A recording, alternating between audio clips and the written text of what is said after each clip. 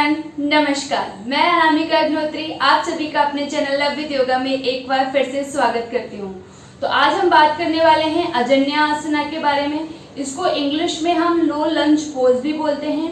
बहुत जगह पे अजन्यासना को अगर आप देखेंगे तो इसे क्रिसेंट मून पोज या हाफ मून पोज भी इनके नाम से भी आप देख सकते हैं। इसको हम सबसे पहले हम देख लेते हैं कि इसको हम अजन्यासना क्यों कहते हैं।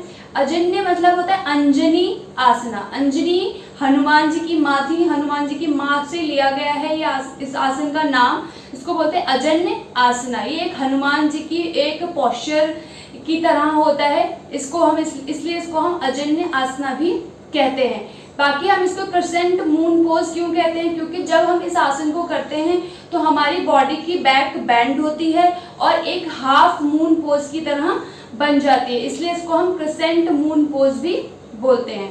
तो आज हम इसी के बारे में बात करने वाले हैं कि हम अजन्यासना को कैसे करते हैं, क्या इस आसन को करने का सही तरीका है, किन लोगों को ये आसन करना चाहिए और क्या किस आसन को करते समय हमें क्या क्या सावधानियां बरतनी चाहिए। तो चलिए स्टार्ट करते हैं। सबसे पहले हम देख लेते हैं कि हम अजन्यासना कैसे करते हैं। अजन्यासना करने के लिए सबसे पहले आप नॉर्मली वज्रासना में बैठ जाएंगे।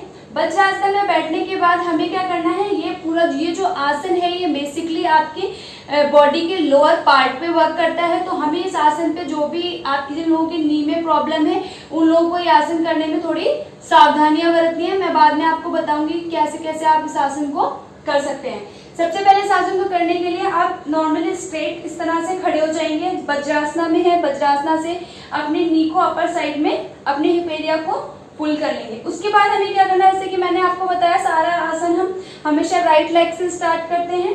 तो सेम राइट लेग को क्या करना है, हमें आगे की तरफ फोल्ड करना है। इस तरह से हम अपने हमें एक बात का ध्यान रखना है कि आपको जो आप अपना फीट आगे रख रहे हो ये फीट आपको ना ज्यादा आगे रखना है ना ज्यादा पीछे रखना है। एग्जैक्ट जो आप यहाँ पर इस नी के लेफ्ट नी से राइट नी के बीच में नॉर्मली आपका 90 डिग्री का एंगल क्रिएट होना चाहिए। आप यहाँ पर रखकर अपने फीट को चेक कर सकते हो कि आपका घुटना आपके चेस्ट में टच होना चाहिए।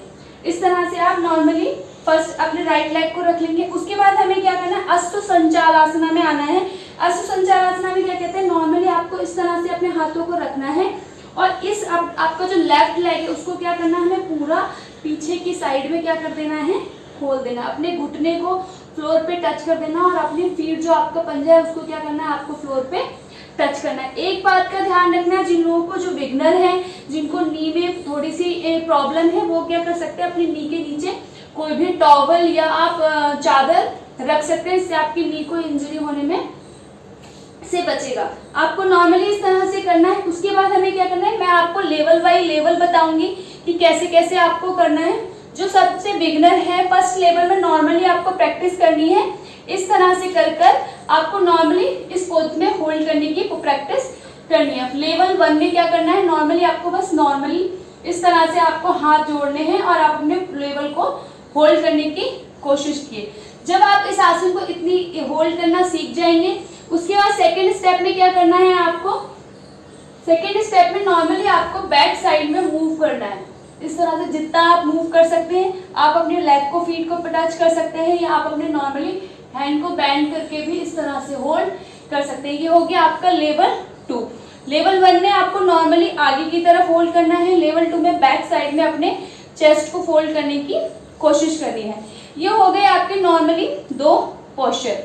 अब लेवल 3 में हमें क्या करना है, जो हमारा नॉर्मल पोज है, सबसे पहले हम सांसों की कंडीशन समझ लेते हैं। सांसों में हमें क्या करना है, आपको नॉर्मली अपने हैंड्स को यहाँ पर रखना है। जब आप अपने हैंड को पीछे की तरफ ले जाएंगे तो आपको डीप इनहेल करना है और उस पोस्चर को होल्ड करके रखना है। जब आप वापस से उस पोज को छोड़ेंगे तब आपको क्या करना है, एक्सहेल करना है। मैं आपको करके बताती हूँ। नॉर्मली राइट लेग स्टार्टिंग से करते हैं हम इस पोज को। सबसे पहले वज्रासना में normally stand position, right knee आगे, होल्ड अश्व संचालासना इस तरह से। अब हमें क्या करना है, इनहेल करना है, हाथों को पीछे की तरफ ले जाना है। इनहेल,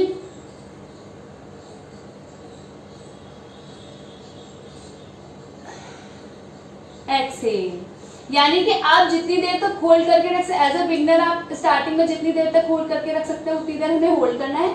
उसके बाद एक्सहेल करते हुए वापस से अपनी बैक पोजीशन में आना। एक बार फिर से करते हैं, इनहेल,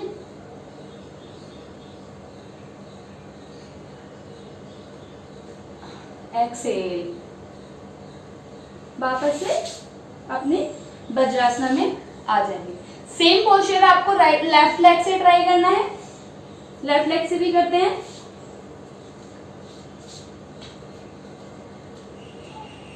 हैंड बैक साइड में खोल देंगे, राइट लेग, नी को, इनहेल,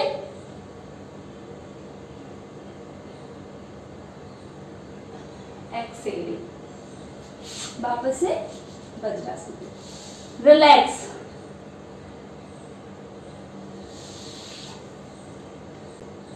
इस तरह से हम अजन्य आसना कहते हैं, इसे हम लो लंज पोज भी बोलते हैं। ये इस आसन को करने का सही तरीका है। मैंने आपको बेसिक सारे लेवल बताए हैं। स्टार्टिंग में बिगनिंग में आप नॉर्मली कैसे ट्राई करें, उसके बाद लेवल 2 ट्राई करें, फिर आप लेवल 3 तक पहुंच सकते हैं। इस तरह से आप अजन्य आसना पे वर्क कर सकते हैं। अब बात करते हैं इसके क्या बेनिफिट है।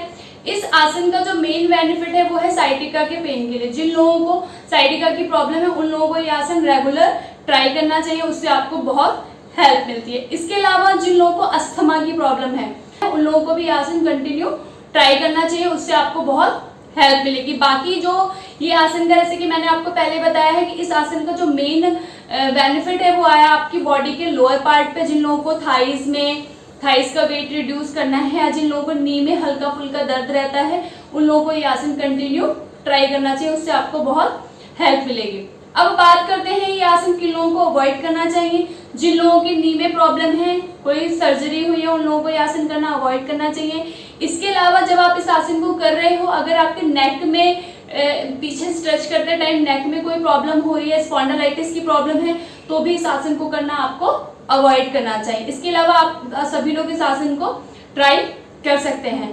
तो ये बेसिक छोटी छोटी बातें हैं इस आसन से रिलेटेड। बाकी आपको अगर इस आसन से रिलेटेड और भी कोई क्वेश्चन है या कोई डाउट है तो आप मुझसे कमेंट बॉक्स में पूछ सकते हैं, वहां पे मैं आपके सारे डाउट्स क्लियर कर दूंगी। आई होप आपको ये सेशन पसंद आया होगा और क्लियर हुआ होगा मैं इस आसन को कैसे करना है। आज के लिए इतना ही, धन्यवाद।